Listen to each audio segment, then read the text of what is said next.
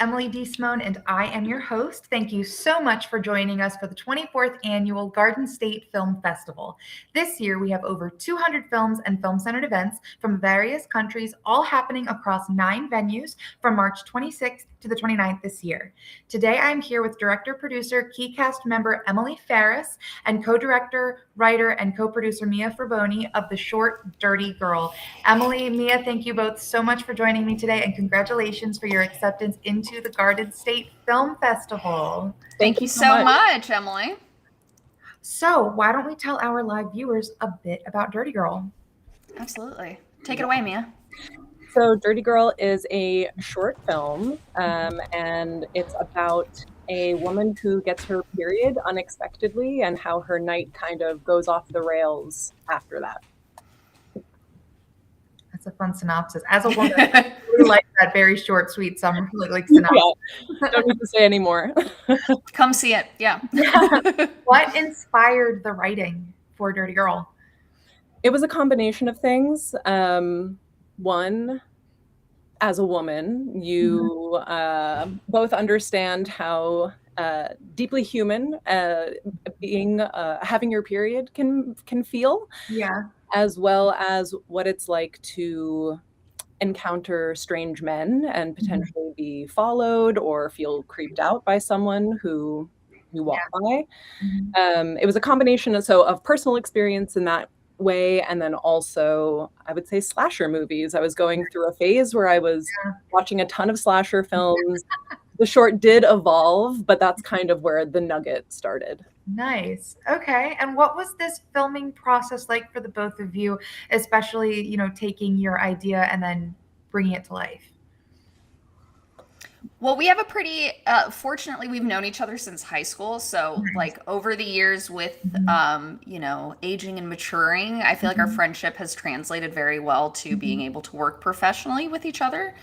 So I think while Mia was writing and conceiving the idea, I was just, as a friend, very much a part of the process. So I think it just kind of became like a natural evolution with each element and with each step. So yeah, it was really fun. It's wonderful being directed by one of your closest friends. So I mean, it's awesome that the two of you have known each other since high school. Yeah. So where is it that you found the rest of your cast and crew? Well, it started with finding our DP, Sarah Pierpont, who we met through a female filmmaker group. And called Filmmakers. Just want to drop that in the chat. They're on the East Coast and on the West Coast. So yes, Filmmakers. Shout out to them. We started with her, and then she kind of helped to build her own crew and bring in people that she was comfortable working with. Friends of friends that were, our special effects and makeup gal is the partner of a close friend of Mia's and an old friend of mine from college who I knew as a scenic designer, came and did art direction and everything. So we just pulled from all our different communities, I think. Yeah, it was important to us that we had a group of people that we felt comfortable with, that had the right kind of energy and vibe, and we're all friendly and welcoming to each other. So it worked out. I would say it worked out very well because you came together and made this great piece that has, accepted into our film festival. What is it that you have, any future plans for Dirty Girl? Well, we actually had our world premiere at the Torino Film Festival back in 2025. No, 2024, right? What year was it? The years are flying by. Yeah, so that was really exciting. So since then, it's been, the grind of finding the right festival in the States, because we very much wanted to have a U.S. premiere before we kind of moved on to the next one. So we're super grateful to be at Garden State this year. That's amazing. Congratulations on Thank you. Film circuit run or film festival circuit, Yeah. And so now that it's been, screening for some time, what is it that your intention is for the audience to take away from Dirty Girl without giving it away? Like the ending. That's a good question. Do you want me to start? Yeah, I do have something. I think it's allowing yourself to just go on the journey. If you have the impulse to laugh. If you feel a little squeamish, get grossed out, and just to go on the journey, because our hope is that it is a bit uncomfortable. It's also funny, and that it feels that there is a bit of catharsis by the end of it without giving away too much. Cool. And I'll just add, for some people that we've shared it with, there's a sense of empowerment that something that you deem to be an inconvenience or disgusting is actually something that can really potentially benefit you. So, with that said, what was your favorite part of, this whole process of making this film? And what would you say was the most challenging? You go first, Mia. Yeah. Favorite part was like the growth that happened, writing something and deciding that you're going to bring other people into it and have them give their time and energy and creativity is not something that I take lightly. And I was nervous to do it. So putting myself out there and finding confidence in creative collaboration was very exciting to me. And I would say the most difficult part for me, and then I'll let Emily speak, is we did 2 overnight shoots, and that was challenging and exhausting and fun, but yeah, a challenge. Yeah, I think for me the best part was shooting it and being on set and doing that. Like I want that to be my life always. So I just, I will take that with me for the rest of my life, of course. And I think the most challenging part, I think, is just the time in between, right? Of like, as an independent creative too, of like, it's the writing process and then getting all your ducks in a line to shoot it. And then you shoot it, then you have to find the right editor. And like, that's all a part of the process, but it can feel very challenging and frustrating because you just want to get to the end where you have something that you can show with people and friends and everything. But, you got to go for the journey. And I think that's a challenge for me personally. The journey always builds character, right? Hello, that's what I'm saying. Yeah, stronger for it. So, what did you learn during making this film that you'll bring to your next project?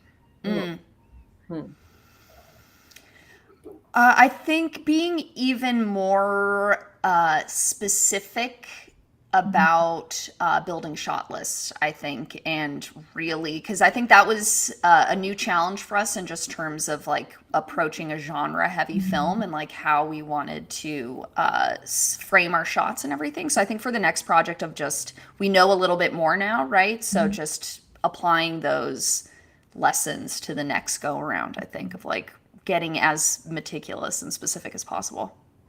Yeah. You took my answer. That's what I was nice as well. We're in alignment.